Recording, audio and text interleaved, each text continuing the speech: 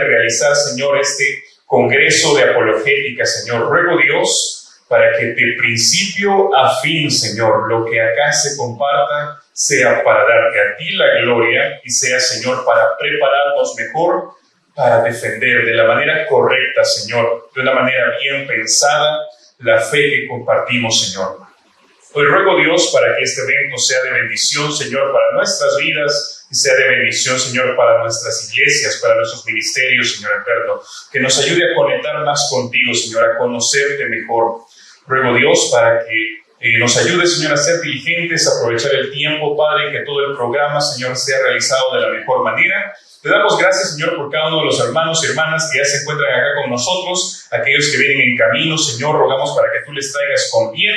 Bendecimos, Señor, desde ya la vida de cada uno de los exponentes. Padre, gracias, Señor, por su tiempo, Señor bendito. Gracias, Padre, por las experiencias que hoy podrán compartir con nosotros. Ruego, Dios, que nos des un corazón atento, Señor, a todo lo que hoy vamos a aprender.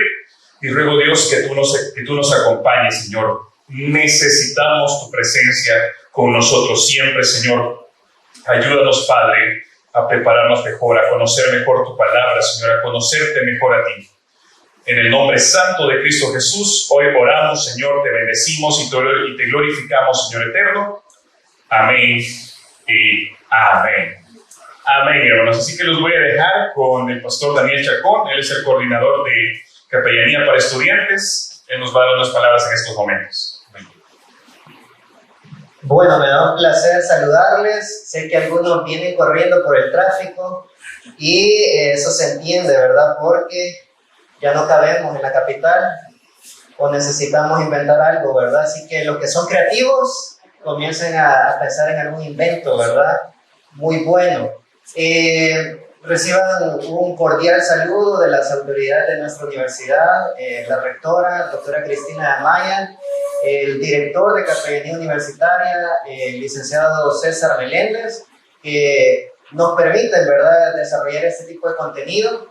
Y además, un saludo, ¿verdad?, a nuestros ponentes, David Salgado.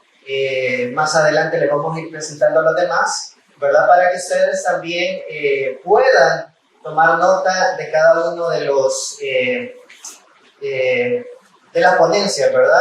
Ustedes han recibido una carpeta, han recibido un lapicero y además un pequeño obsequio de un libro, ¿verdad? El arte de la supervivencia en una era de caos.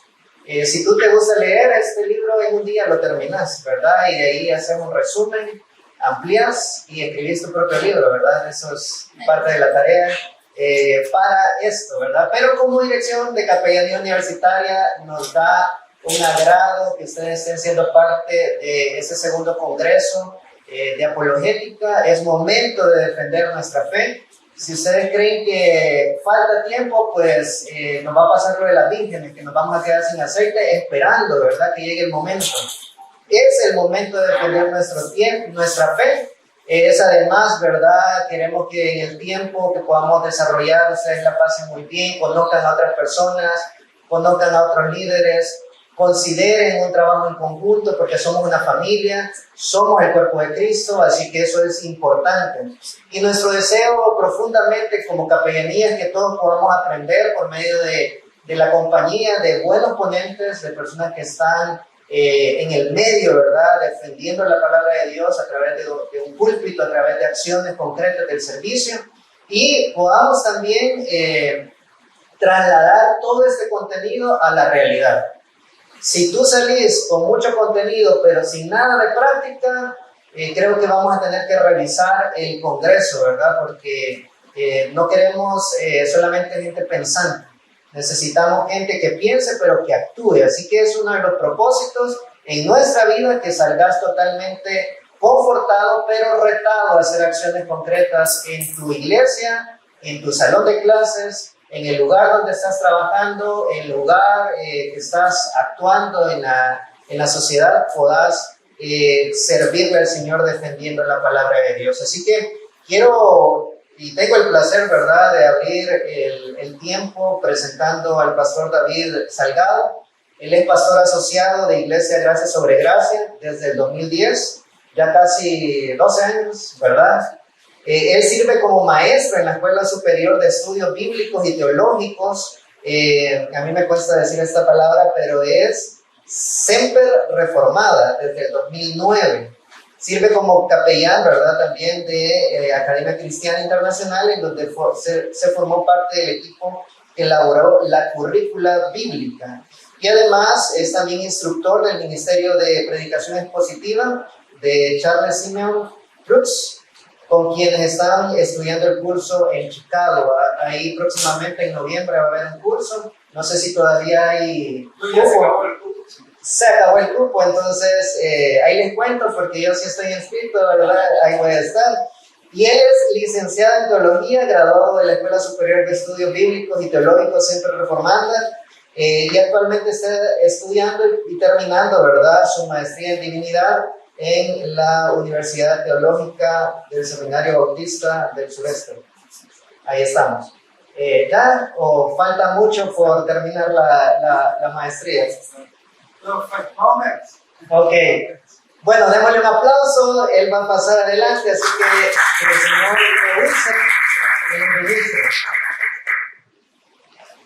Muy buenos días a todos. De verdad, un gran gusto poder estar acá en la Universidad Evangélica, a quienes desde ya agradezco y también felicito por tener espacios como este. Solo permítanme aquí.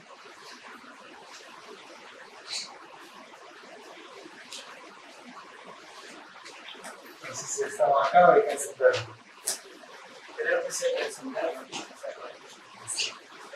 Bueno, mientras arreglamos este problema técnico, decirles de que agradezco mucho el espacio que da la Universidad Evangélica a eventos como este, eventos que son bastante importantes, porque nos permiten prepararnos a todos. Y aquí me incluyo porque también a nosotros como ponentes de invitados poder tener la oportunidad de preparar estas charlas, estas conferencias. Nosotros también estamos aprendiendo junto a ustedes. Así que realmente le agradezco a Dios por estos eventos, porque todos tenemos la necesidad como cristianos de una u otra manera, en mayor o menor medida, de defender nuestra fe, sobre todo en medio del mundo que estamos viviendo nosotros, porque estamos viviendo tiempos difíciles y estamos viviendo tiempos peligrosos, tiempos en que podemos ser testigos que la sociedad se está volviendo cada vez más anticristiana. Se está rechazando la palabra, se está rechazando el Evangelio, se está rechazando a Cristo, se está rechazando la iglesia de Cristo. Y estamos viviendo tiempos difíciles de los que a lo bueno se le llama malo y a lo malo se le llama bueno. Tiempos en los que el egoísmo, la avaricia, el narcisismo están en aumento. Tiempos en los que la mentira, la burla, la rebeldía y la ingratitud cada vez son más evidentes. Vivimos, hermanos, tiempos de vanidad, tiempos de mundanalidad, y en lo que importa más aquello que se siente, aquello que se experimenta, que importa más que la verdad y que la clave. Pero por eso en esos tiempos surge la pregunta: ¿cómo puedo defender mi fe y al mismo tiempo conducir al Evangelio en una conversación con una persona? El sabio autor de Proverbios lo responde y nos dice lo siguiente en Proverbios 26, 4 y 5. No respondas al necio de acuerdo con su necedad, para que no seas tú también como él. Responde al necio según su necedad se merece, para que no seas sabio ante sus propios ojos. Y es por eso que hoy, principalmente a través del libro de Proverbios, yo quiero convencerte a ti que está hoy en este congreso de apologética de lo siguiente: defiende tu fe con sabiduría, presentando la verdad y advirtiendo la locura. Y esto lo quiero hacer hablando de 4 cosas. Primero, deseo definir brevemente qué es la apologética. En su material tienen una muy buena definición en la página de presentación, en la página de introducción a su material. Pero vamos a definir también qué es la apologética. Luego quiero hablar de la necesidad de la sabiduría para defender nuestra fe. Después quiero exponer el método de Proverbios para defender la fe. Y por último, explicarlo cómo ponerlo en práctica. Entonces comencemos por lo primero. ¿Qué es la apologética? La palabra apologética viene de la palabra griega apología.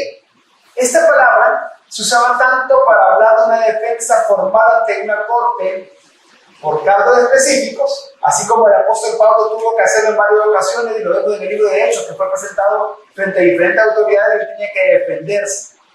Pero también la apología se refería a la defensa que una persona hacía de sus puntos de vista y de sus acciones. En otras palabras, estamos hablando de defender por qué se piensa como se piensa, por qué alguien cree lo que cree y por qué vive como vive. Entonces podemos decir que apologética es la defensa racional de la fe cristiana, de sus doctrinas y de su práctica. Por eso, en el Nuevo Diccionario de Teología, los autores definen apologética de la siguiente manera. Dicen, la apologética es una actividad de la mente cristiana que trata de demostrar qué es verdad lo que se afirma en el mensaje del Evangelio. ¿Qué es verdad lo que se afirma del mensaje del Evangelio? Un apologista es uno que está preparado para defender el mensaje del Evangelio en contra de la crítica y la distorsión y dar evidencia de su credibilidad. Pero hay otra definición un poco más sencilla que esta que le da el autor John Frame en su libro de apologética, que él dice que la apologética es la disciplina que enseña a los cristianos a dar una razón para su esperanza. Precisamente la certeza de la palabra de Dios, nos dice John Frame. Todo esto quiere decir que los cristianos debemos de estar preparados para que en cualquier circunstancia, ya sea formal, ya sea informal, ya sea un debate o conversando aquí en la U, o en el trabajo, podamos, parafraseando 1 Pedro 3:15, estar preparados para dar una defensa razonada de la esperanza que hay en nosotros, de la esperanza que hay en nuestro corazón, de la esperanza que hay en el centro de nuestro ser. Y es que tienes que recordar que desde el mismo momento de tu nuevo nacimiento y tu conversión fue puesta en ti una esperanza, Cristo mismo y su Evangelio. Esa es la esperanza que ha cambiado tu vida. Esa es la esperanza que te hace ver las cosas con una nueva perspectiva, con una nueva cosmovisión, con una nueva forma de vivir. Tu fe y tu esperanza se notan en tu vida. Stephen Martins escribió lo siguiente en su libro de apologética. Claramente esta esperanza es lo que suscita preguntas de otros. Esta esperanza es lo que se expresa y se manifiesta en la vida del cristiano. Esta esperanza es lo que distingue al cristiano del hombre natural o no regenerado. Está relacionado con Cristo, está relacionado con la confesión del cristiano, está relacionado con el corazón y el cambio de vida. Entonces esto hace que sea completamente normal que alguien que te conocía desde hace mucho tiempo, que tú fueras cristiano, hace que sea completamente normal que esa persona te pregunte, ¿qué te ha pasado? ¿Qué te ha pasado? Antes no eras así, antes no pensabas así, antes no creías esto. ¿Qué ha cambiado en ti? A mí me intriga saber qué ha cambiado en ti. Y esa pregunta puede tener distintos tonos, como de ¿qué te ha pasado con asombro, que con alegría? ¿O qué te ha pasado con enojo? ¿O qué te ha pasado con cierta incertidumbre, porque con curiosidad? Pero no importa con qué entonación estén haciendo la pregunta. Les voy a preguntar ¿qué te ha pasado? ¿Qué te ha pasado? Antes no pensabas así de la soltería, sino que vivías de pareja en pareja. Antes no pensabas así de la sexualidad, pero ahora dice que quiere vivir en pureza. Antes no creía en el matrimonio, dice que nunca te iba a casar, nunca iba a tener hijos. ¿Qué te ha pasado? Antes defendías el aborto, el feminismo, la diversidad de género, pero ahora dices que defiendes la dignidad de la vida. Hablas de masculinidad y feminidad bíblica. ¿Qué te ha pasado? Antes andabas defendiendo partidos políticos y personajes políticos. Hablabas de que el socialismo es y el capitalismo lo otro, pero ahora dices que no hay que idolatrar al Estado.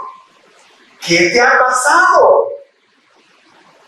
Antes andabas diciendo tú y molestando a los cristianos, haciéndole la pregunta, ¿y cómo un Dios bueno permite tanta maldad? Si usted le ha hecho esta pregunta, un paréntesis, uno de los ponentes va a responder eso. Pero volvamos a eso. Antes estaba diciendo cómo Dios bueno permite tanta maldad.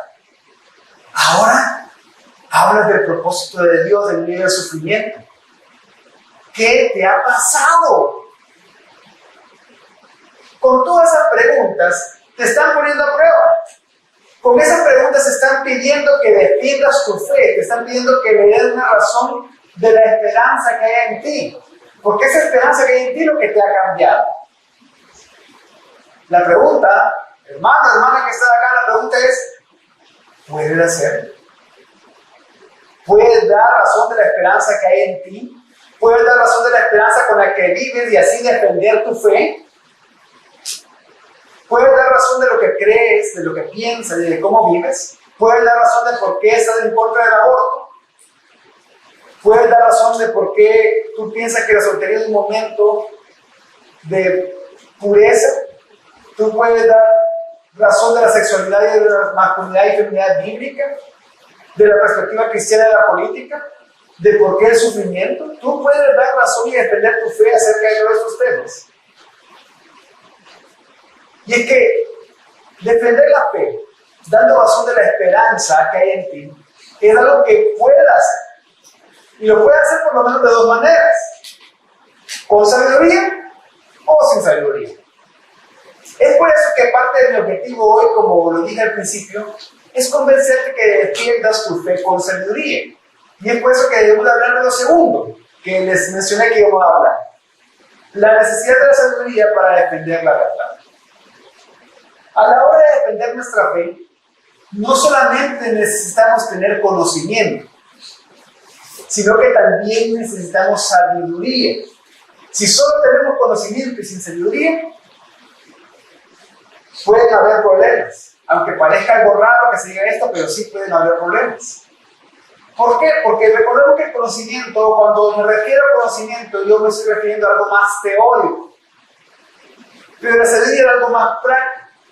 La sabiduría, en otras palabras, es la habilidad de comprender cómo son las cosas, cómo funcionan y, por tanto, qué decisiones tomar discerniendo la verdad del error.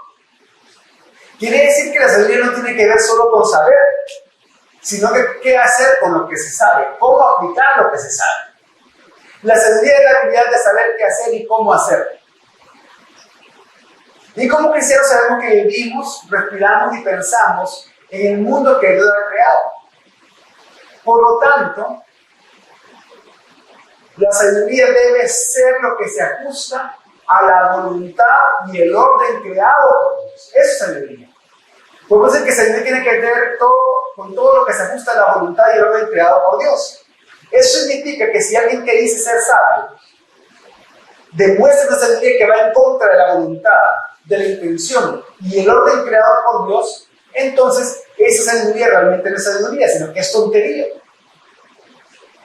No importa cuántos grados académicos tenga, cuánta inteligencia tenga, pero si una persona va en contra de la voluntad, la intención y el orden creado por Dios, no está viviendo sabiamente.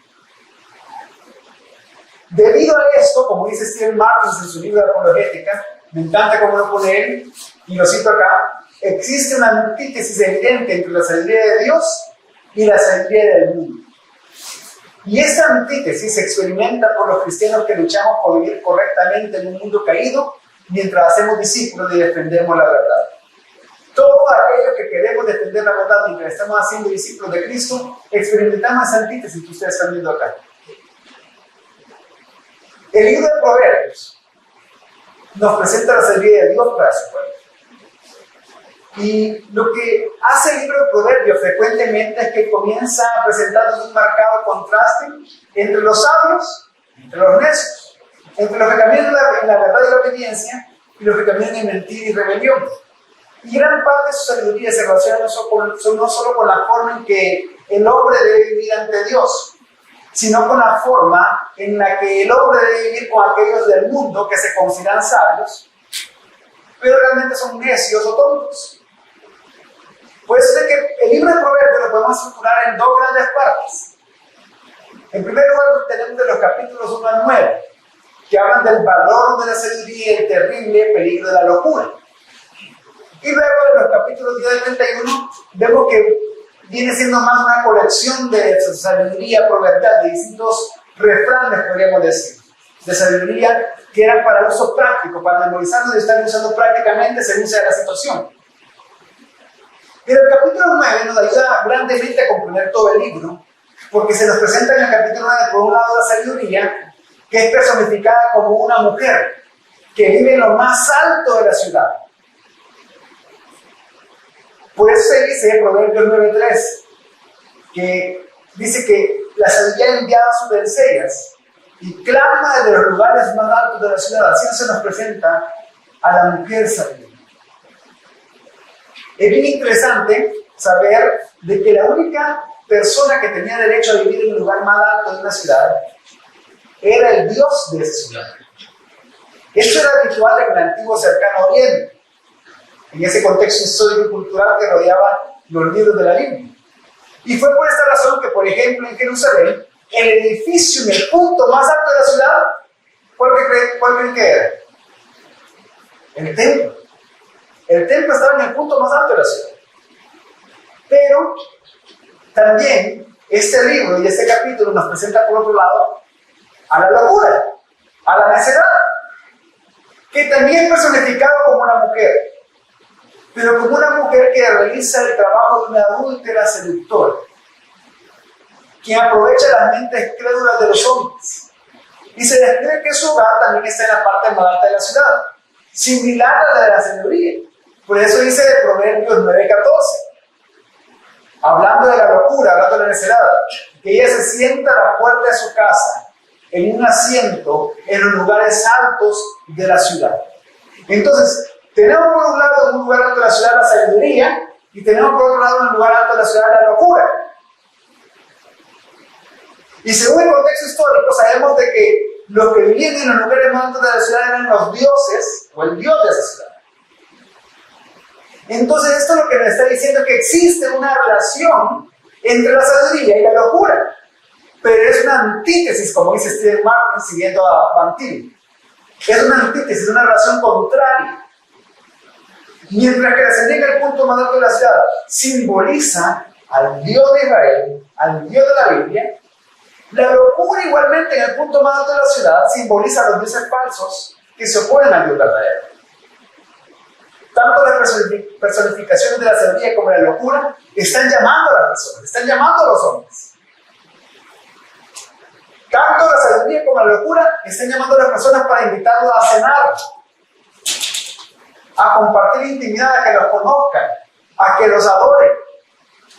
Entonces vemos que lo que nos está presentando Proverbios no se trata en sí mismo de sabiduría versus necedad, no se trata en sí mismo de sabiduría versus locura, sino que tiene que ver con algo más profundo, tiene que ver con adoración. Se trata de elegir adorar a Dios verdadero o a dioses falsos. ¿Por qué? Esto es importante. Porque cada vez que tú proclamas el Evangelio, cada vez que tú defiendes tu fe, no tienes que entrar en algo que yo soy más que tú, o yo puedo más que tú, yo sé más que tú. No entres en eso. Si tú estás proclamando el Evangelio y defendiendo tu fe, tiene que ver con adoración. Con quién tú adoras y a quién adora la otra persona. Por eso es de que, viendo esta ilustración que nos presenta el capítulo 9 de Proverbios, la sabiduría por un lado, invitándote a cenar, y la locura por otro lado, también invitándote a cenar, surge una pregunta para ti. ¿Con quién vas a cenar? La invitación de quién vas a aceptar. ¿Vas a cenar con la sabiduría o vas a cenar con la locura? La sabiduría que nos llama, podemos bien decir que es una personificación de Jesucristo, o una anticipación de Jesucristo. Mientras que la locura que intenta seducirnos es cualquier cosa creada que podemos poner en el lugar del Creador.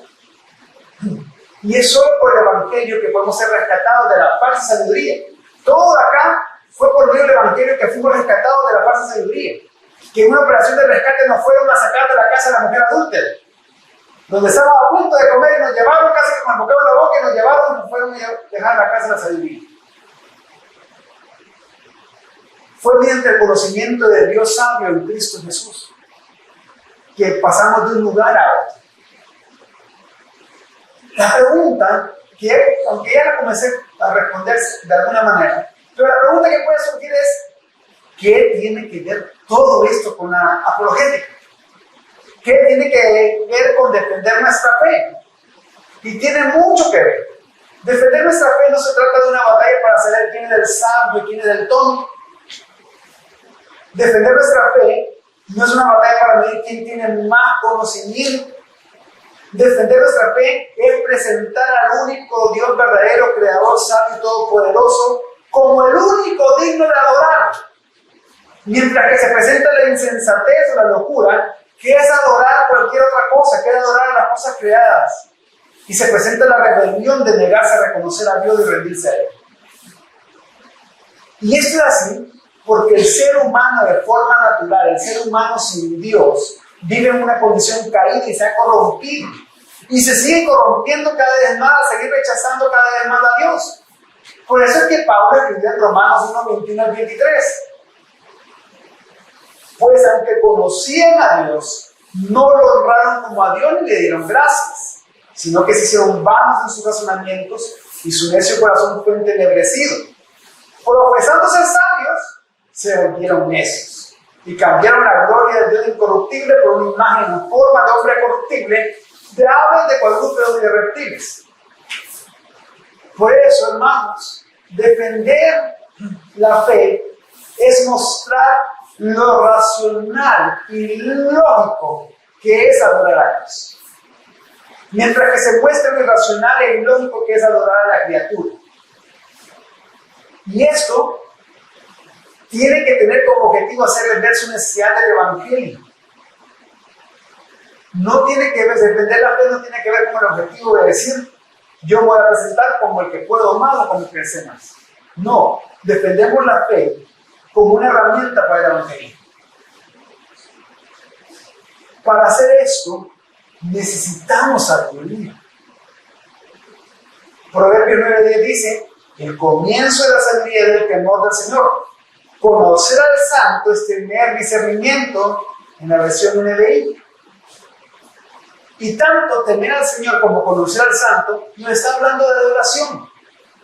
Por eso, porque es una cuestión de adoración a Dios, debes defender tu fe con sabiduría. Pero anteriormente dije que la sabiduría es la habilidad de saber qué hacer y cómo hacerlo. Entonces, ¿cómo presentar la fe con sabiduría? La respuesta la encontramos en Proverbios 26, 4 al 5. Y lo leímos al principio, que dice, no respondas al necio de acuerdo con su necedad para que no seas también como él. Responde al necio según su necedad, se merece para que no sea sabio en sus propios ojos. Y a simple vista, entre más lee uno este pasaje, parece una contradicción, parece una paradoja. ¿Cómo es que hay un versículo nos aconseja que no respondamos al tonto, mientras que en otro se nos aconseja que sí respondamos al tonto? Bueno, ¿qué tenemos que hacer? No responderle, sí responderle. Pero realmente lo que dicen estos versículos son complementarios. Lo que estos versículos nos enseñan es que debemos defender nuestra fe con sabiduría, y para eso, por un lado debemos de presentar la verdad, y por otro lado tenemos que advertir la locura. Y esa es la metodología que nos presenta Proverbios 25, 4 a 5. Una metodología de dos pasos: presentar la verdad y advertir la locura. Y es por eso que vamos a hablar de este método, el método de Proverbios. Porque a la hora de defender nuestra fe no solamente necesitamos tener conocimiento, sino que también necesitamos sabiduría. Como les dije antes, el conocimiento es algo más teórico, la sabiduría es práctica. Entonces, ¿cómo hacerlo según el método de Proverbios? Primero, presentando la verdad, como dice Proverbios 26, 4. Lo vuelvo a leer: no responda al necio de acuerdo con su necedad, para que no seas tú también como él. Y es bueno aquí mencionar que en el Antiguo Testamento se considera necio o tonto a la persona que se opone y que niega a Dios. Por ejemplo, hay un salmo que dice el necio en su corazón, no a Dios. Quien haya rechazado la verdad de la fe por un sustituto falso, como lo vimos en Romanos 1, que lo leímos hace un momento, es a quien el proverbio considera necio o tonto. Eso significa que el tonto no es mentalmente deficiente, sino que es a menudo brillante e incluso respetable ante los ojos del mundo. Por lo tanto, el necio se define como aquel que rechaza a Dios, la fuente de sabiduría y la fuente de verdad. Entonces, a lo que se refiere el proverbio, no es que no debemos hablar como un necio, que no debemos evitar las conversaciones intelectuales o filosóficas, no es eso. Lo que quiere decir es que no debemos discutir con el tonto o con el necio en sus propios términos. No debemos discutir con ellos de acuerdo a sus propias presuposiciones. No tenemos que rebajar nuestra presuposición a las presuposiciones de ellos, sino que como pueblo escogido por Dios, debemos adoptar el mismo presupuesto que las Escrituras. ¿Y cuál es el presupuesto con el que las Escrituras parten? ¿Cuál es el presupuesto con el que las Escrituras comienzan? En el principio, Dios. Las Escrituras comienzan con Dios. No tiene que haber neutralidad en nuestra cosmovisión. Yo cuando voy a hablar con una persona que piense contrario a mí, yo no puedo hablar de neutralidad. La neutralidad realmente es un mito. Y si yo me voy a la neutralidad, estoy equivocándome en mi estrategia. No debe haber neutralidad en nuestra cosmovisión. Porque el terreno neutral es rechazar la verdad de Dios, la revelación de Dios. Es rechazar la verdad sin y cambiarla por comprensión caída del hombre, que como dice Efesios 4:18, tiene entenebrecido su entendimiento y está excluido de la vida de Dios por causa de la ignorancia que hay en ellos, por la dureza de su corazón. ¿Qué quiere decir entonces? Yo parto de mi presuposición bíblica. En el principio Dios. Yo parto de la verdad que hay un Dios que se ha dado a conocer a nosotros a través de las Escrituras. Y para que lo podamos conocer perfectamente y relacionarnos con Él, necesitamos a Jesucristo, creer en Él. En otras palabras, lo que se me da cuenta, de ahí parto yo. La otra persona parte de algo completamente contrario, que no hay Dios. Pero si yo me pongo en el medio, me estoy alejando de la verdad. No importa si sea una buena intención de ser neutral. No, si me pongo en el medio, me estoy alejando de la verdad y no me puedo alejar de la verdad. No puedo hacer eso. Hacerlo es como si de repente yo tuviera toda la ventaja en una guerra, en una batalla, de estar en un lugar alto, amurallado, y otra persona está abajo de la colina. Si él quisiera alcanzarme, él tendría que subir a esa colina, pasar esa muralla y atacarme. Yo estoy tranquilo donde estoy, porque estoy en un lugar seguro. Pero si digo, no, quizá vamos a ser más neutrales, me pongo en la mitad de la colina, ya perdí toda mi ventaja. ¿Cuál es mi ventaja? Que yo creo la verdad y que conozco la verdad. Entonces, lo que pasa es que la neutralidad lleva a la persona sin Cristo a pensar que realmente es sabio ante sus propios ojos. Su corazón entenebrecido lleva a pensar los que realmente son sabios ante sus propios ojos. Y cuando el creyente quiere responder al incrédulo, bajo los términos del incrédulo o de la neutralidad, será necio igual que el incrédulo. A eso se refiere, no responda al necio según su necedad. ¿Por qué? Porque debemos saber que todo pensamiento humano está sujeto a Dios, en obediencia o en rebelión moral contra Él. ¿Qué quiere decir? Que todo pensamiento humano está delante de Dios. O es un pensamiento que es obediente a Dios, o es un pensamiento que es rebelde a Dios. Eso implica que hay una manera bíblica y que honra a Dios de hacer apologética con una persona no creyente. Y que también hay una manera pecaminosa y no bíblica de hacerlo. Aquí ustedes tienen que decir, ¿quieren hacer apologética de una manera bíblica o de una manera pecaminosa? La manera bíblica implica pensar con una mente que ha sido liberada y renovada por Cristo. La manera bíblica implica prestar atención a lo que la palabra de Dios dice como la máxima autoridad de lo que sabemos y cómo debemos pensar y vivir. La forma pecaminosa implica pensar con una mente oscura y caída, apoyándose en la propia comprensión, partiendo de otras cosas y no de la Biblia. Y por lo tanto, es de una manera meterse a la influencia del pecado que hostil a la verdad de Dios. Y es que, hermanos, la Biblia nos manda a ser discípulos proclamando el Evangelio y enseñando la verdad de la palabra de Dios para cada área de la vida. Y para eso debemos de vivir aplicando la verdad del Evangelio a cualquier pensamiento, tema o situación de la vida.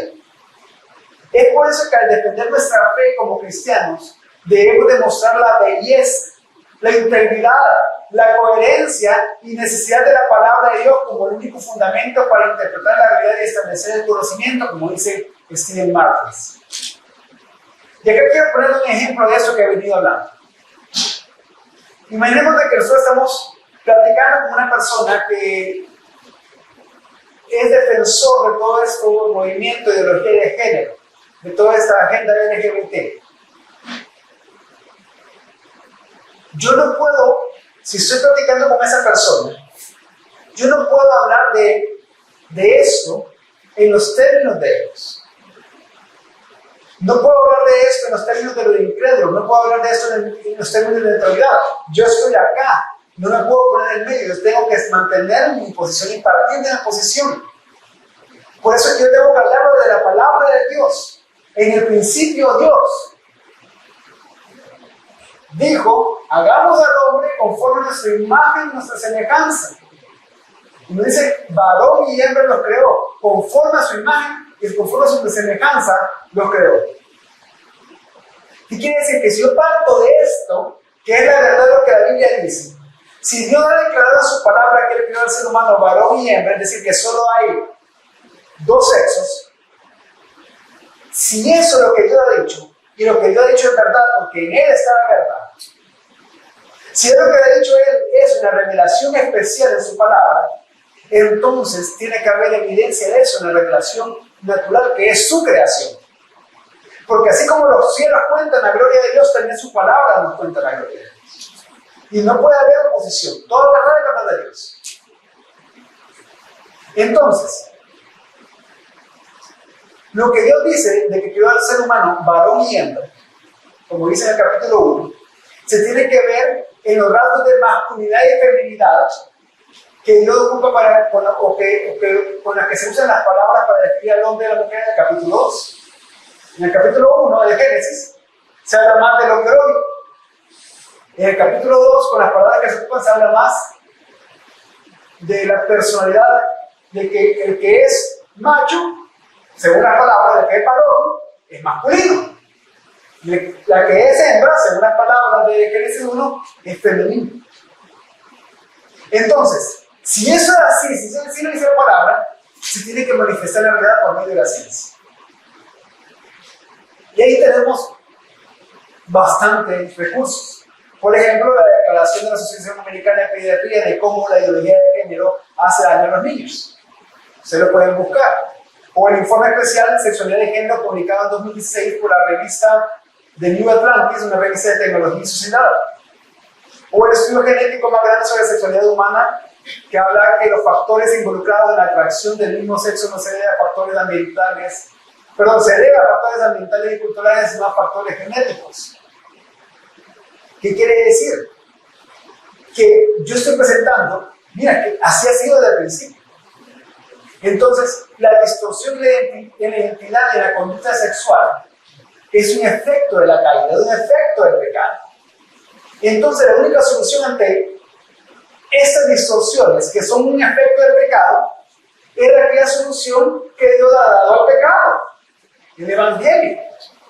Es la salvación y la redención provista por Cristo. Entonces, es un ejemplo de cómo yo tengo que presentar la verdad, siempre partiendo desde el punto de vista de la verdad y no de la neutralidad. Pero esa es la primera parte de la estrategia de Proverbios. Veamos la segunda parte. Advirtiendo la locura, como dice Proverbios 26:5. Responde al necio según su necedad se merece, para que no sea sabio ante sus propios ojos. Es decir, tú tienes que responder por una parte, no según sus persecuciones, sino según las persecuciones sabias de la Biblia. Y al mismo tiempo tú tienes que hacer ver que lo que él piensa no está correcto, para que él no se siga creyendo sabio. Eso significa que al necio debemos de responderle según sus propios presupuestos, para poder demostrar su propia necedad, es decir, la inutilidad de su argumento, lo inútil que es su cosmovisión. Advertir la locura de las proposiciones de los incrédulos es proporcionar una crítica interna de su cosmovisión. En otras palabras, lo que buscamos es exponer que los argumentos de otras cosmovisiones son una farsa, que son inconsistentes, que carecen de pruebas, que son inútiles de la vida práctica. Puedes comentar ese pasaje de Proverbios 26:5. El puritano Matthew Henry dijo que un hombre sabio puede usar su sabiduría para la convicción de un tonto. Todo esto debemos de hacerlo conscientes de que la Biblia dice que la filosofía de todo lo incrédulo ha sido afectada por la vanidad de su mente, que fue lo que leímos en Romanos 9:21. Que aunque piensa que es sabio, no lo es. Y por eso se le debe hacer ver que su pensamiento es necedad, que sus pretensiones son inútiles y que necesita renovar su mente. Que él pueda ver que necesita el Evangelio. Necesitamos hacerle mostrar eso. Por ejemplo, les quiero poner un ejemplo. Hace tiempo en Twitter yo sigo a una científica cristiana llamada Sara Salviani. En Twitter estuve leyendo un hilo en que ella exponía una experiencia que ella tuvo con una atea. Pero Sara Salviani no solo es cristiana, ella es astrofísica. Pero la atea le pregunta, ahí en una publicación que ella hizo, le preguntó refiriéndose a Dios: ¿cómo puede una mente científica, como esas hermanas Sara es científica, cómo puede una mente científica creer una hipótesis sobrenatural sin evidencia? En lugar de hechos y pruebas demostrables que nos presentan muchas mentes brillantes como Darwin, Stephen Hawking y Einstein, etc. Entonces, nuestra hermana, la astrofísica cristiana, la hermana Sara, le respondió a la atea según su necedad, para que no fuera sabia a sus propios ojos. Y ella le plantea la pregunta: ¿cómo puede un científico creer en lo sobrenatural? Y siguió con la respuesta. La verdad es que casi todos los científicos creen en lo sobrenatural. Por eso tenemos el multiverso. Y si no comprenden que el multiverso es una forma de lo sobrenatural, no comprenden el significado de la palabra sobrenatural ni el propósito del multiverso. Si se dan cuenta, en este momento, lo que la cristiana está haciendo es hacer una crítica interna a los argumentos de la atea usando sus propias palabras. Entonces, nuestra hermana, la astrofísica, sigue diciendo: yo me he sentado a menos de 20 pies de distancia de un físico laureado con el Nobel cuando él confesó a toda la sala que la hipótesis del multiverso se desarrolló al menos en parte para ofrecer una alternativa a Dios como la explicación sobrenatural del universo. Que el atractivo del multiverso, siguió ella diciendo, es que aparentemente cubre tanto el origen como el extraordinario diseño del universo. Muchos científicos modernos afirman que creen en la hipótesis del multiverso a pesar del hecho de que no hay pruebas de ello y es prácticamente imposible probarlo. Mientras tanto, si deseas ver qué científicos, tanto históricamente como actualmente, creen en la personificación de la lógica como explicación del universo, consulte esta lista de cristianos en la ciencia. Entonces, ante la pregunta, ¿cómo puede una mente científica crear una hipótesis sobrenatural sin evidencia en lugar de los hechos y pruebas demostrables que nos presentan muchas mentes brillantes como Darwin, Hawking, Einstein? La respuesta ya fue sí.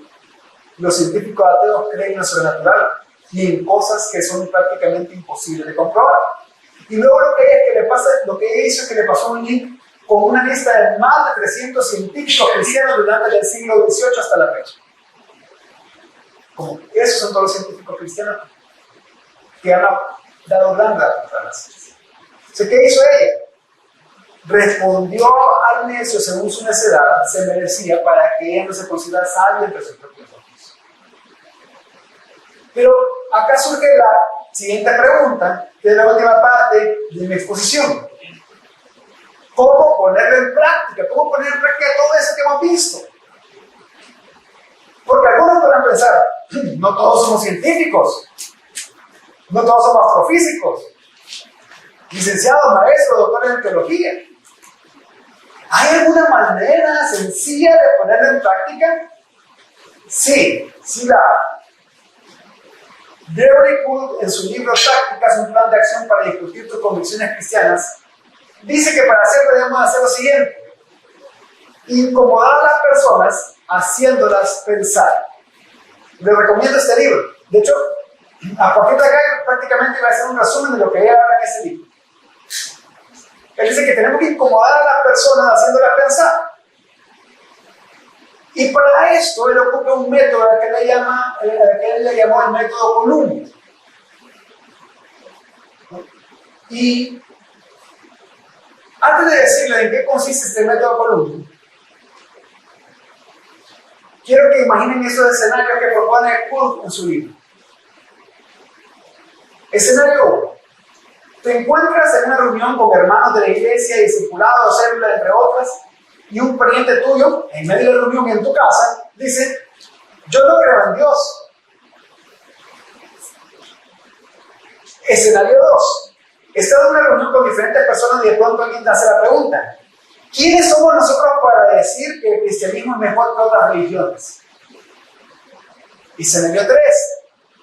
Tus compañeros de escuela, colegio, universidad, entre otros, dicen lo siguiente: sabemos que la Biblia fue escrita por hombres, por lo tanto tiene errores. Escenario 4. Te encuentras en un lugar, ya sea el parque, el banco, sala de espera, etc. Y alguien dice lo siguiente: estos cristianos intentan imponer sus puntos de vista sobre los demás. La pregunta es: ¿qué harías tú en estos escenarios? ¿Qué harías tú? En primer lugar, tienes que saber que esa es la oportunidad que Dios ha puesto para que actúes. Evita la tentación de comenzar a responder con los conocimientos que tengan, sean muchos o sean pocos, acerca de Dios. De verdad, el argumento cosmológico, el argumento del ajuste fino, el argumento tal, que son buenos argumentos que van a recibir después. Evita de comenzar a responder con eso. Va a tener su tiempo para hacerlo. Lo más sabio no sería comenzar con eso, sino que aprovecha la oportunidad para que por medio de preguntas tú generes un diálogo, tú generes una conversación y tú generes una reflexión en estas personas para lograr un objetivo específico. Para eso tienes que usar la táctica Columbo, que consiste en realizar preguntas que nos guían. Y que establece esa práctica 3 preguntas específicas que se combinan entre sí. La táctica Columbo, que consiste en realizar preguntas que nos guían con el tiempo. Y se establecen 3 preguntas específicas que se combinan entre sí. Pero ¿por qué Columbo? Este era el personaje, el detective Columbo, de una serie de televisión en los años 70. Era muy cómico, sumamente cómico verlo actuar. Porque era una persona sumamente inteligente que de repente llegaba al lugar, a la escena del crimen, llegaba así vestido como lo ven, todo desordenado aparentemente, como que se acababa de levantar, llegaba, daba vueltas por el lugar y de repente decía: no lo sé, hay algo de esto que no me parece bien, hay algo de esto que me molesta. Y le decía a las personas: ¿te molesta si te hago una pregunta? Y le respondía y luego decía: muchas gracias, eres muy inteligente. Y parecía que se iba y le decía: mira, una última cosa. Y le hacía otra pregunta, y otra pregunta, y otra pregunta, y otra pregunta, y otra pregunta. Tanto así que la gente se enojaba conmigo. Y decía: es que mira, disculpa que te haga tantas preguntas, no puedo evitarlo, es un hábito. Pero al final, con tanta pregunta, él no solamente estaba escuchando las respuestas y ver qué contradicciones podía haber en las respuestas que daba, sino que comenzaba a observar todo a su alrededor para ver qué más veía, le daba tiempo. Pero eso es el hábito que todo cristiano tiene que desarrollar. Tenemos que ir a la ofensiva de una forma inofensiva, dice el versículo. Vamos a la ofensiva de una forma inofensiva. Para esta labor, en nuestro contexto, debemos de considerar preguntas seleccionadas cuidadosamente para fomentar la conversación. Porque las preguntas son claves, las preguntas son tu estrategia, las preguntas son tu plan de juego. Y Columbo tiene 2 preguntas claves. La primera es diseñada para juntar información. Debes de recoger información necesaria para saber lo que está pensando, sintiendo. Preguntas como: ¿a qué te refieres con eso? ¿Podrías explicármelo mejor? Por ejemplo, ¿a qué te refieres con eso de que no crees en Dios? ¿Que piensas que no existe Dios? ¿A qué te refieres con eso de que porque la Biblia la escribieron hombres contiene errores? ¿Me lo podrías explicar mejor? Y debemos hacer preguntas porque, entre otras cosas, demuestran interés, obtienen información útil, porque si tú respondes un solo, tú no sabes realmente a qué se refiere esa persona con eso. Puede ser que se refiera a algo completamente distinto de lo que tú piensas. Además de eso, avanzamos en la conversación sin ser agresivos. Y sobre todo, no tenemos la carga de responder, porque yo estoy haciendo preguntas. O sea, tú dijiste eso, yo te estoy haciendo nada más preguntas. Y también, algo más que yo también he descubierto al usar esta técnica, es que no solo te da elementos de cómo piensan las demás personas, sino que también te da tiempo para responder. Te da tiempo a ti para saber qué hacer, para pensar. Pero la segunda tanda de preguntas, la segunda parte de la táctica de Colombo es diseñada para revertir la carga de la prueba. ¿Por qué? Porque la responsabilidad que alguien tiene es la responsabilidad que alguien tiene para dar respuesta de algo. El que hace la afirmación lleva la carga de la prueba. Hasta el momento, me dicen eso. La Biblia fue escrita por hombres, por eso tiene errores. Yo no he hecho ninguna información, yo solo he preguntado a qué te refieres con eso. ¿Me lo podrías explicar mejor? Pero entonces, yo voy a hacer una pregunta, porque si él hizo la afirmación, él tiene la carga de la prueba. No lo puede dejar hablar de gratis. ¿Cómo llegaste a esa conclusión? O sea, ya que me explicó a qué se refiere, ¿cómo llegaste a esa conclusión? Entonces, por eso que ahí tienes que poner atención si lo que te dice esa persona es una afirmación o es un argumento. Además, debes analizar las evidencias presentadas, son sustanciales. Tú tienes que aprender a distinguir entre cuáles son opiniones, mero opiniones, y cuáles son argumentos. Las opiniones son mero opiniones, los argumentos tienen evidencias. Tienen que responder por evidencias. Y pues en esta parte hay distintas preguntas que puedes hacer. Por ejemplo, ¿podría declararme por qué dices eso? ¿O cuáles son tus razones para sostener este punto de vista? ¿Qué te hace pensar que esta es la forma correcta de entender este asunto? ¿O por qué te parece razonable tu manera de pensar? Así que aquí tú le estás pidiendo pruebas, dale pruebas de lo que piensas. Eso es útil también por lo siguiente, porque tú te estás dando cuenta cuáles son sus argumentos, cómo piensas. Y es útil porque al escuchar a qué se refería con eso en la pregunta 1 y cuáles son sus argumentos, tú puedes decidir mejor qué hacer. Porque recuerda que tenemos que actuar con sabiduría. Una de las cosas que tú puedes decidir es retirarte dignamente. ¿En qué sentido? No estás obligado a responder. Aunque parezca doloroso al ego, no estás obligado a responder, porque lo que pasa es que si tú quieres responder sin preparación, habla más de tu ego que de tu deseo de defender la gloria de Dios. Ahí lo que tú tienes que examinar. Por ejemplo, si tú no sabes qué hacer o cómo responder, mira, de verdad, y obviamente hacerlo sinceramente también. De verdad me pareció sumamente interesante lo que me ha dicho. No sabía eso. No me había puesto a pensar en todos esos argumentos. Creo que es un tema que necesito estudiar más. Que necesito informarme mejor. ¿Me puedes dar tiempo para informarme? Y otro día, en otra ocasión, te invito a un café y seguimos platicando de eso. ¿Qué hiciste ahí? Primero, has hablado sinceramente. Has sido sabio. Pero has dejado abierta una puerta con gentileza. Has construido una relación, un diálogo.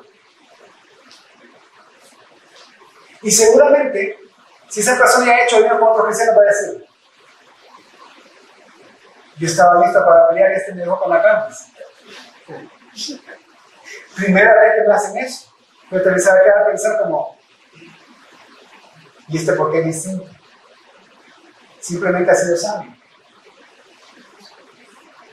Pero, ¿cómo concluirías hasta este punto que la práctica 1 y 2 de Colombo, esta serie de preguntas, las podemos resumir en 2 preguntas? ¿Qué crees y por qué crees lo que crees? ¿Qué crees y por qué lo crees? En estos primeros pasos, lo que has hecho tú es advertir la locura. Es tratar de dejar en evidencia inconsistencias. ¿Por qué? Porque al escuchar, tú también tienes que pensar, bueno, aquí hay cosas que no me cuadran. Él le está diciendo esto, pero dando sus argumentos. No tiene argumentos, los argumentos que está dando no son realmente de eso, son de otra cosa. Tú puedes identificar falacias que está ocupando, falacias argumentativas. Pero hay un paso más en la práctica Colombo, que es sugerir. Y aquí es donde tienes que estar preparado para presentar la verdad si acaso tú puedes hacerlo. Por eso que les decía que una parte de las cosas que tenemos que hacer es poder decir, mira, me parece bastante interesante, lo podemos dejar para otra ocasión, no voy a informar más. Pero si tú sabes cómo responder, entonces tú presentas la verdad. Y aquí tú comienzas a dirigir la conversación. Se hace una pregunta principal con el objetivo de persuadir y dar una salida, es decir, mira, ahorita que ya te escuché, ¿a qué te refieres y por qué pensás de eso? Me permitís explicarte lo que yo pienso al respecto. Yo creo que casi todas las personas van a decir que sí, porque tú le has dado, o sea, tú le has escuchado, te has hecho preguntas, te has mostrado interesado. Y allí es donde tú comienzas a exponer la verdad. Entonces, si te encuentras en alguno de los escenarios que mencionamos hace un momento, algunos de los 4 escenarios, o algunos otros que te pueden haber pasado, pon en práctica la táctica Colombo. Pon en práctica esta táctica. Haz preguntas. Haz preguntas. Entonces, ¿qué puedo decir para concluir? Para hacer apologética, para defender nuestra fe, necesitamos sabiduría, la cual podemos obtener de Dios por medio de su palabra y que nos llevará en primer lugar a una correcta comprensión de Dios, de su voluntad y del orden creado por Él, dando como resultado una adoración genuina a Dios. Pero también ese día nos ayudará a procurar convencer a otros de lo necio que es no adorar a Dios y adorar a la criatura. No para sentirnos más que ellos, sino para que ellos puedan creer el Evangelio. Pero también para hacer apologética, además de sabiduría, necesitamos humildad.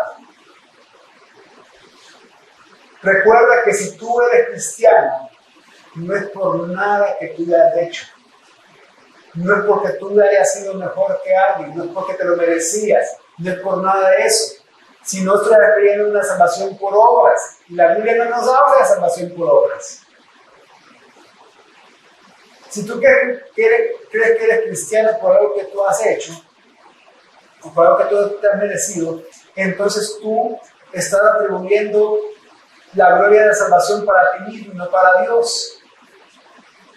Te estás jactando de que eres cristiano. Y si te glorías en el Señor, pero no en ti mismo. Por eso dice, por gracia sois salvos por medio de la fe, y esto no es de ustedes, sino que es un don de Dios. Tu fe no provino de ti, fue un regalo que Dios te dio a ti. No por obras, para que nadie se gloríe. Eso dice Efesios 2:8. Pero en el versículo 7 ya había hablado de que Él manifestó, Efesios 2:7 dice que Él manifestó esa gracia para que se pudiera expresar la gran misericordia de Él a todo el mundo, por medio de salvarte a ti y así entregarse a la gloria. Entonces, esa sabiduría necesita humildad. Por eso, defiende tu fe con sabiduría, presentando la verdad y advirtiendo la locura. Quiero terminar con una oración y después vamos a tener un espacio para preguntas y respuestas. Padre, bueno, gracias, Señor. Gracias te damos porque podemos conocer. Porque si podemos conocerte y tener una relación contigo, porque si podemos llamarnos hijos tuyos, si se nos ha dado ese derecho, es porque hemos creído en Jesucristo. Y si hemos creído en Jesucristo es porque tú nos has dado el don de la fe para cambiar nuestra forma de pensar, para cambiar nuestra forma de sentir y nuestra voluntad de manera que nosotros podamos creer en Jesús y arrepentirnos de nuestros pecados. Gracias te damos por eso, porque es el mayor regalo que alguien puede recibir. Pero al mismo tiempo te pedimos sabiduría para poder cumplir la misión que tú nos has encomendado a ser discípulos. Sabiduría para poder presentar tu evangelio y sabiduría para saber cómo defenderlo cuando sea necesario hacerlo. Que nos des humildad. Que nos recuerde que la máxima demostración de amor que podemos hacer con una persona que no cree en ti es proclamar el evangelio y que por lo tanto, cuando lo hagamos y defendamos la verdad, lo hagamos con amor. Te pedimos, Señor, que podamos poco a poco poner en práctica todo lo que hemos aprendido y lo que vamos a aprender. Te pido desde ya también, Señor, que tú uses también a los exponentes que van a venir en las siguientes horas, Señor. Que tú, Señor, nos ayudes a todos a poder con claridad seguir aprendiendo y practicar lo aprendido. En el nombre de Jesús. Amén. Bien, entonces vamos a pasar un espacio para si hay alguna pregunta y si puedo responderla, pues la voy a responder. Si no, les voy a decir que no sé. ¿Sí? ¿Alguna pregunta? Sí, hermano. Solamente quiero saber sobre... Gracias. Dios le bendiga. Amén. Solamente quiero saber sobre los libros de apologética, si están solamente en inglés o hay en español también y cómo los puedo conseguir. El último que cité de tácticas de Gary Poole sí está en español. De hecho se llama tácticas. Déjenme ponerle más. Ahí está. Tácticas, un plan de acción para discutir tus convicciones cristianas de Gary Poole. Él ahí en la bibliografía cita otros libros más. El de apologética de Stephen Martins, que puse al principio, creo que todavía no está en español. O déjenme ver, no, creo que sí acaba de ser traducido, pero no está en el país todavía. Stephen Martins, de hecho estuvo aquí en la Universidad Evangélica en el 2019, si no recuerdo, en una conferencia apologética que organiza Iglesia de la Gracia que se llama Corandero. Fue uno de los expositores del maestro también fue el maestro del diplomado de apologética de Centro Reformanda. Él ha escrito distintos libros, entre esos es apologética, que creo que ya fue, o sea, sí está traducido, pero no sé si ha sido publicado ahora en español. Pero él tiene su página web, se llama Cántaro Institute. Cántaro Institute, ahí pueden saber más acerca de él y de ese libro. Daniel John Frame, no estoy seguro si está en español. Pero sí hay muchos otros libros en español que son muy buenos. Por ejemplo, está Prepárense para la batalla de Greg Bansen, que es muy bueno. Ese que incluso ya está en algunas páginas de libros para descargar. Hay otro que creo que se llama Qué buena pregunta, que no recuerdo quién era el autor. No sé si es uno que fue editado por R.C. Sproul. Qué buena pregunta. Y así de distintos libros, pero esa táctica es muy buena, es muy amigable. Prácticamente aquí yo les resumí la primera parte del libro y en la segunda parte del libro comienza como a dar explicaciones para temas más específicos. Siempre usando la misma táctica.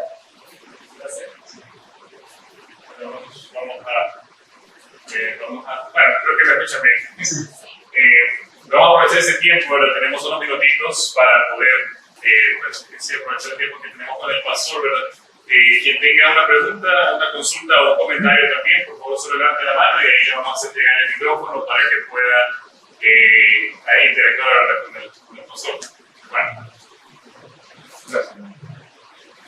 Pastor, buenos días a todos. ¿En qué momento sabiamente también retirarnos? O sea, si bien es cierto, estamos ya en la parte, ya hicimos el método Colombo, hicimos las primeras dos preguntas, ya recabamos la información y estamos en la parte ya de exponer o defender nuestra fe, pero aún así la persona insiste en cerrarse. O sea, mi objetivo de estar acá en esta mañana es eso, o sea, me encanta mucho el evangelismo.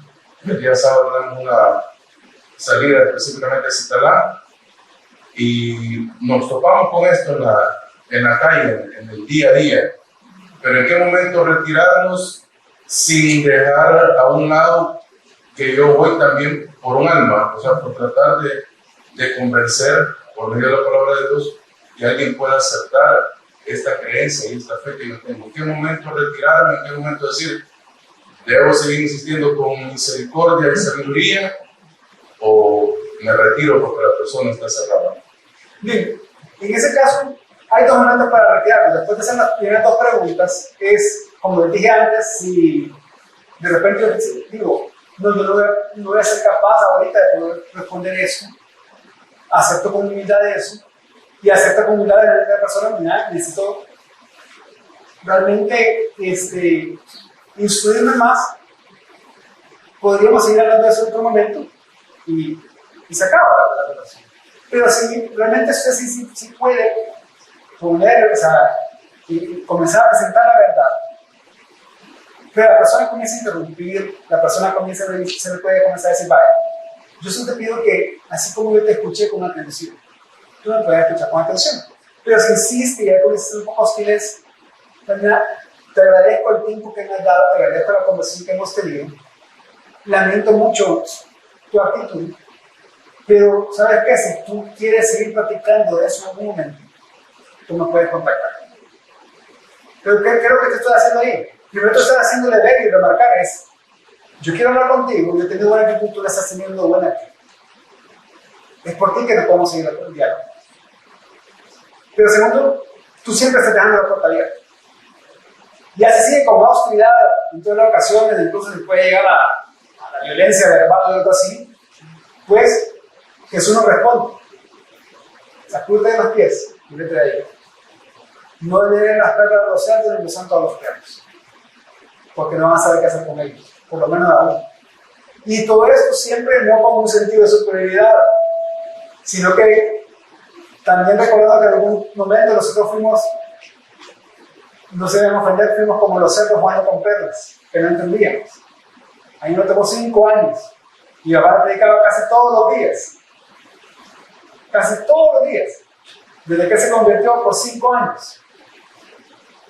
Él se preparaba mucho, estudiaba mucho teología, tenía muchos libros de teología. Yo leía los libros de teología de él antes de convertirme para ver si por ahí lo agarraba para ver una discusión.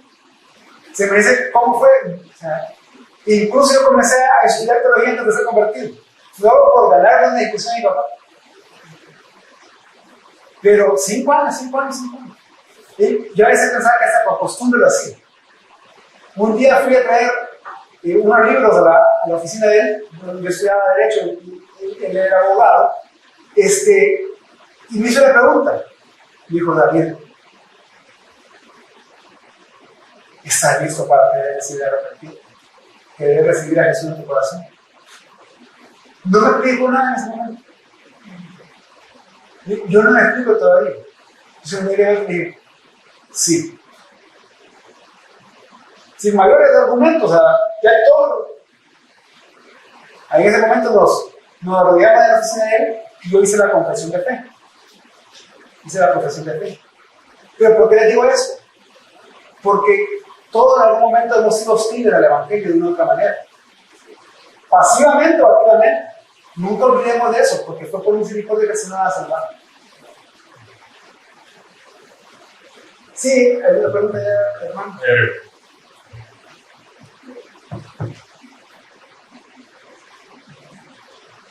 Que se le bendiga. Amén. Gracias por la oportunidad de poder estar acá conociendo un poquito más.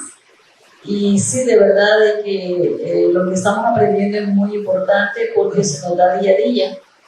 Y yo tengo pues un claro ejemplo en parte de mi familia, donde habemos, digamos, mi cuñada está en una línea evangélica, profética. Nosotros estamos en la nación centroamericana, por decirlo así, que no estamos muy proféticos.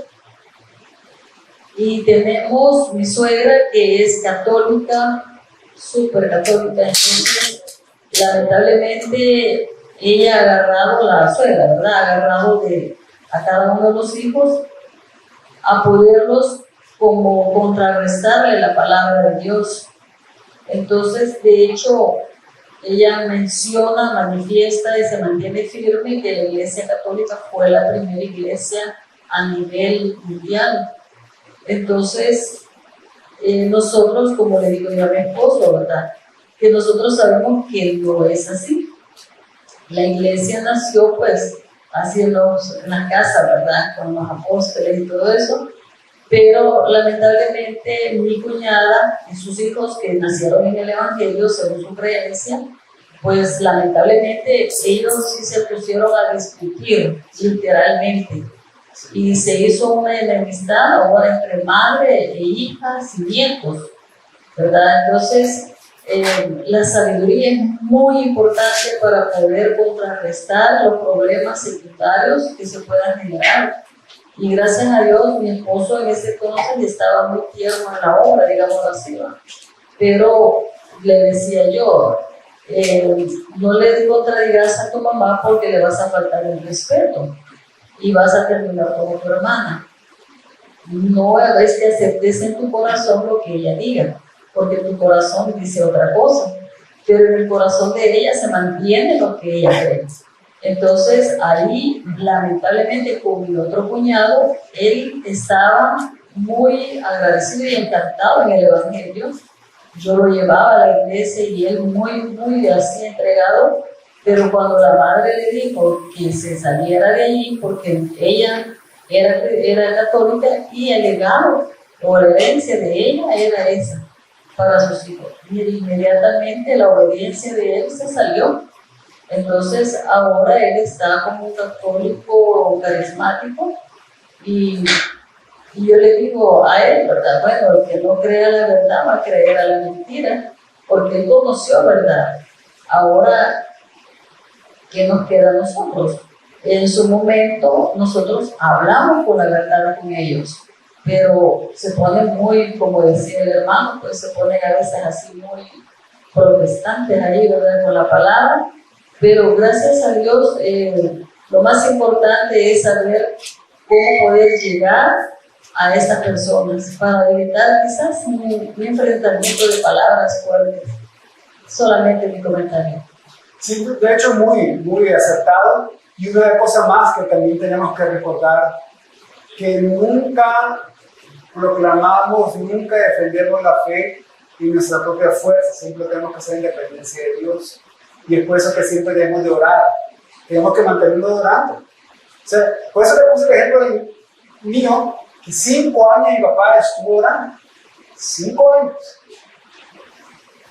Y todavía hay hermanos míos que murió hace el año pasado, hay hermanos míos que todavía no se han convertido, pero seguimos, ahora nos toca seguir orando a nosotros. Y aprovechando oportunidades para poder exponer el Evangelio. Acá tengo una pregunta. ¿Sí? Gracias. Buenos días, que Dios les bendiga, hermanos. ¿Cuál será la diferencia, o es lo mismo, entre evangelismo y apología? ¿Es lo mismo o son diferentes? Buscan el mismo propósito al final. El propósito último es glorificar a Dios. Pero yo personalmente pienso que la apologética tiene que estar siempre subordinada al discipulado y al evangelismo, como una herramienta con la que yo lo que pretendo es poder responder a objeciones, responder a oposiciones, para poder seguir cumpliendo mi función, que es proclamar el evangelio. Como les dije, mi función no es ganar una conversación, no es ganar un debate. No, sí es presentar la verdad, pero para que esa persona, si Dios quiere, se pueda convertir. Para que esos argumentos en su cabeza pueden seguir siendo derrumbados, pueden seguir siendo quitados. Y quizás no voy a ser yo el que va a cosechar, por así decirlo. Y posiblemente no fui yo el que comenzó a sembrar. Quizás yo solo estaba regando y de repente esos argumentos comienzan a ser quitados. De repente, como otra persona está hablando, y más argumentos son quitados, y Si Dios quiere, en el momento que Dios quiera, esta persona va a convertirse y posiblemente a veces nosotros nos vamos a dar cuenta. Pero nosotros hemos hecho nuestro trabajo de hacer discípulos, proclamando la verdad del Evangelio, y para poder hacerlo de manera más efectiva, utilizamos la apologética como una herramienta.